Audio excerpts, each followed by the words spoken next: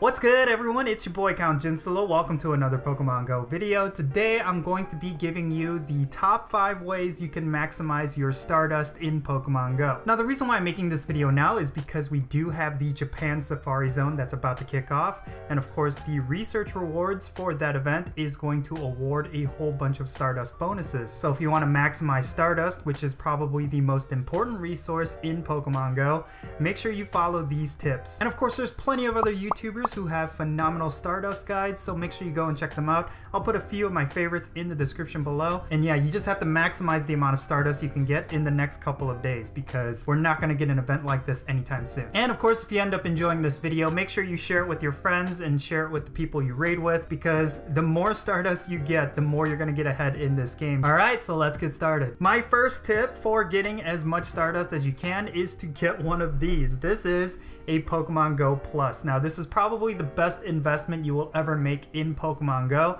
The amount of Pokemon you catch just exponentially increases once you get one of these. And really it's just a hassle-free, effortless way to get a whole bunch of Pokemon within a single day. One thing that I like to do with this thing is that I just keep it on all day, and while I'm working, while I'm traveling, I'll just be clicking it as much as I can. Of course you have to be really careful with this thing because the catch rate is only about 40%, and of course that goes down depending on the Pokemon. You may not catch everything, so you may miss out on a couple of good ones, but overall, if your aim is just to get Stardust, this is a must-have. And of course there is the alternate version, which is this thing right here. This is the Gacha, and of course this is a bit of a controversial one, and there's no telling that Niantic will ever ban users who have one of these, but the reason why I have this is because it's rechargeable. I'm really excited for that ball version that's going to come out with Let's Go Pikachu and Let's Go Eevee, because that one is chargeable, so yeah. Now the second tip that I have for maximizing your Stardust is of course getting the right items from the Poke Shop. If you're going to be spending your Poke Coins specifically to gain Stardust, then you need to get as many Star Pieces as you can, you need to get as many Super Incubators as you can. Both of these are extremely important for getting as much Stardust as you can within a single day. Star Pieces, of course, they give you 1.5 times more Stardust, so for catching Pokemon, instead of 100 Stardust, you'll be getting 150, and when you complete a raid, you won't be getting 500 Stardust, you'll be getting 750. And of course this also works with egg hatching, which is another great source. I'm going to be talking about that later. And in regards to that, you want to pick up Super Incubators because you're going to be able to hatch a lot more eggs a lot quicker. The more eggs you hatch in a day, the more Stardust you're going to get. So Super Incubators are extremely important. And now for my third tip on maximizing Stardust gain. This is a pretty important one because a lot of players tend to just wing it,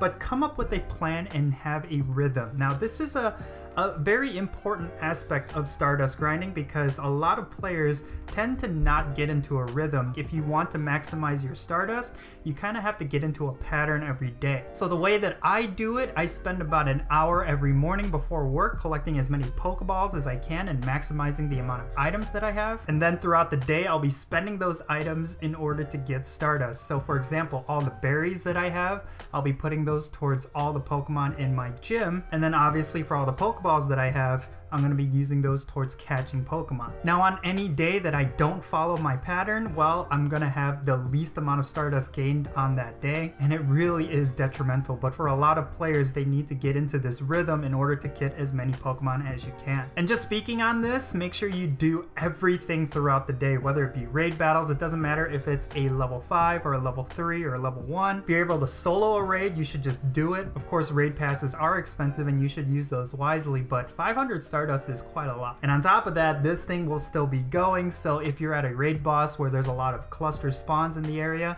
well, you're going to be catching Pokemon while you're doing that raid. And of course, gym battles are important. You might be wondering why gym battles are relevant to Stardust. They actually are. If you're holding 10, 15, 20 gyms at a time, of course 20 is the max, then those are a lot of Pokemon you could be feeding berries to. And with the Star Piece, you're going to be getting 30 Stardust per berry. So if you dump 100 berries into a bunch of Pokemon, that's 3,000 dust right there. On average, I think I get about 15 to 20,000 dust every day just from berry feeding alone. So you can see why this is important. Now my fourth tip for getting as much Stardust as you possibly can is to hit up cluster spawns. Now these are gold mines of Pokemon and Stardust. What are cluster spawns, you might ask? Well, cluster spawns are basically areas where there's a lot of cell traffic, so there's going to be a lot of spawn points. The way Niantic has the game set up right now is that there's going to be a lot of activity activity in areas where there's a lot of people. So this is extremely important because cluster spawns are everywhere. It doesn't matter if you're in a rural area, it doesn't matter if you're in an urban area. Of course, naturally, if you're in an urban area, there's going to be a lot more cluster spawns because there's a lot more foot traffic. But if you plan it right and you do your research, you'll be able to find cluster spawns pretty much anywhere. I live in a big suburban area, so there's not too many cluster spawns in my area. It's very similar to how it is with rural areas. But I did find 3 giant cluster spawn areas within a couple miles from each other. So if I'm in a car, I just go to each cluster spawn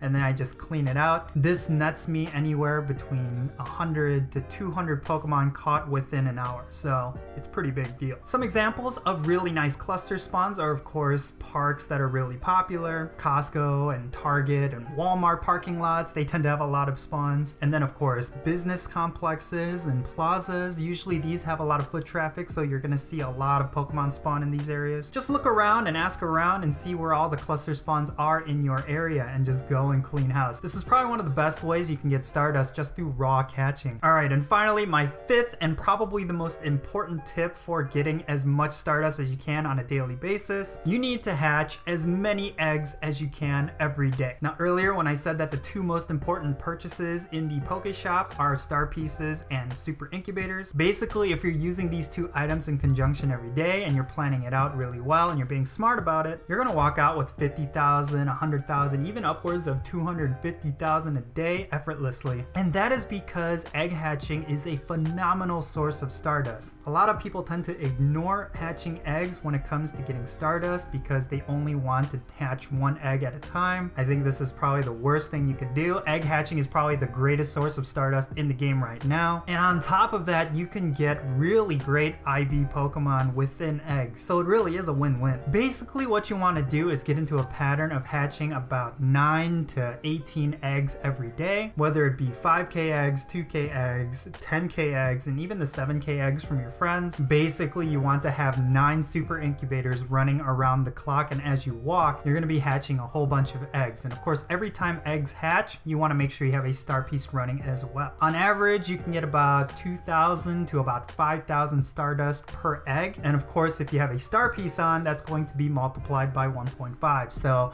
a 2,000 Stardust reward is actually going to become 3,000. 5,000 is going to be close to 10,000. It's like 750,000. So really, this is your best bet at getting a whole bunch of Stardust. And like I said, if you have a star piece going, if you're hatching eggs around the clock, you can get upwards of 50 to 100,000. And if you're going really hardcore, you could hatch somewhere between 30 to 50 eggs in a day. That's going to add up to about 250,000 Stardust. And of course, like I said, all of these eggs are going to give you higher IV Pokemon compared to when you were to find them in the wild. A lot of my 100% IV Pokemon have mostly come out from egg hatching. I've hatched 100% Larvitar, I've hatched 100% Bagon, a couple 100% Dratini's. Really, egg hatching is phenomenal. So yeah, there you have it. This is my 5 tips for how you can maximize the amount of Stardust you can get. What's interesting is that a lot of the research rewards from the Japan Safari Zone event correlate with a lot of these tips. So make sure you go out and do all of this stuff and maximize the amount of Stardust you can gain. And real quick, as always, I want to give a shout out to Perfect League. They have some really phenomenal products on their website.